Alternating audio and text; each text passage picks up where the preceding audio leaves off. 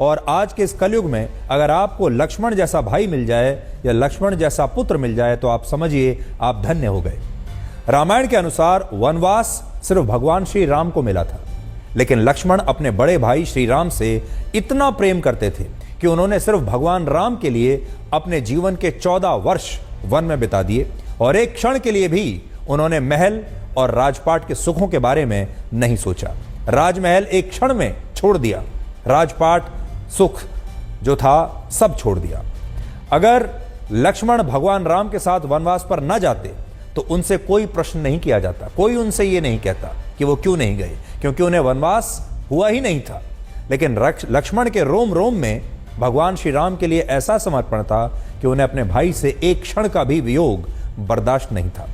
रामायण में इस बात का वर्णन मिलता है कि जब लक्ष्मण को भगवान राम के वनवास पर जाने की सूचना मिली तो उन्होंने माता कौशल्या के समक्ष ये सौगंध खाई कि अगर उन्हें भगवान श्री राम के साथ वनवास पर जाने से रोका गया तो वो अपने प्राणों को अयोध्या में ही त्याग देंगे।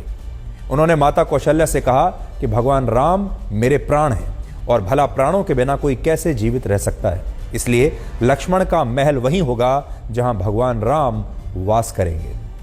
लक्ष्मण के समर्पण से भगवान राम परिचित थे, लेकिन वो ये भी जानते थे कि वनवास कष्टों से भरा होगा और वो कभी नहीं चाहते थे कि लक्ष्मण को उनकी वजह से इन कष्टों के साथ रहना पड़े। इसलिए भगवान राम ने यह निश्चय किया कि वो लक्ष्मण के बिना ही वनवास पर जाएंगे।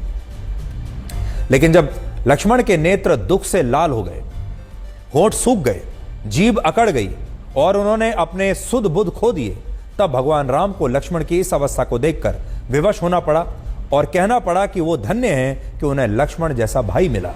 और इसी के बाद लक्ष्मण भगवान राम और सीता जी के साथ 14 वर्षों के वनवास में सदैव उनके साथ रहे।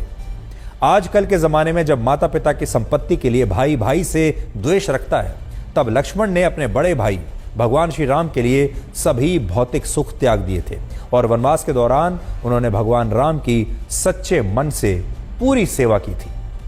बड़ी बात यह है कि लक्ष्मण जैसा भाई होना तो मुश्किल है ही, लेकिन लक्ष्मण जैसा पुत्र होना भी बहुत मुश्किल काम है। राम कथा के अनुसार जब लक्ष्मण को वनवास पर जाना था तब भगवान राम की तरह वो भी विवाहित थे और उनकी पत्नी का नाम था उर्मिला।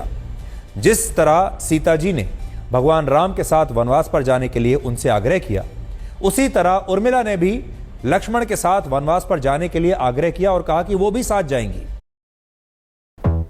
यार उसने अपना स्टेटस सिंगल कर दिया।